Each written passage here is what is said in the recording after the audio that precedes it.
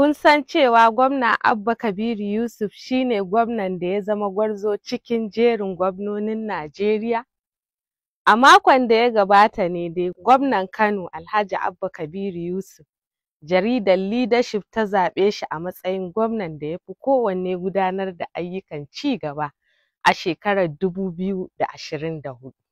Ramadanan Gwamna ya zama zakaran gwajin dafi wajen ƙoƙarin sauke nauyin da al'umma suka ɗora masa, kuma ya kawo ayyuka daban-daban da suka haɗa da bunƙasa ɓangaren ilimi, lafiya da gina hanyoyi, wanda jaridar ta gani a matsayin aikin da ya kere sa'a har ta ba shi wannan lambar yabo.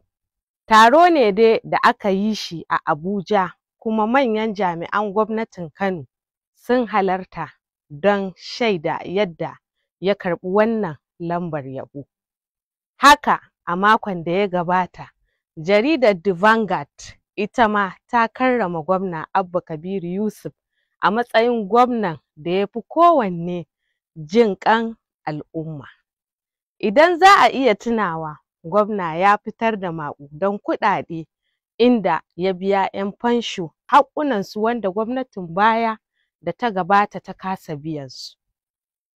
Tausayi, jin ƙai, mutuntaka, dattako da kuma sanin makamar aiki na daga cikin dalilan da ya sanya gwamnan ya samu wannan lambar yabo daga jaridar The Vanguard. Haka kuma gwamna a makon da ya gabata ya je ƙasar Morocco domin kawo wa jihar Kano alkhairai ta ɓangarori da dama, wanda kuma al'ummar Kano mazauna Morocco suka karrama shi sakamakon irin yadda yake sauke nauyin al'ummar da suka ɗora masa.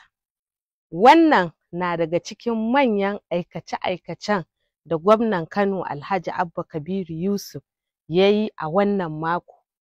Ku biyo ni makon gobe domin ganin wasu aikace-aikacen da gwamnan ya kawo.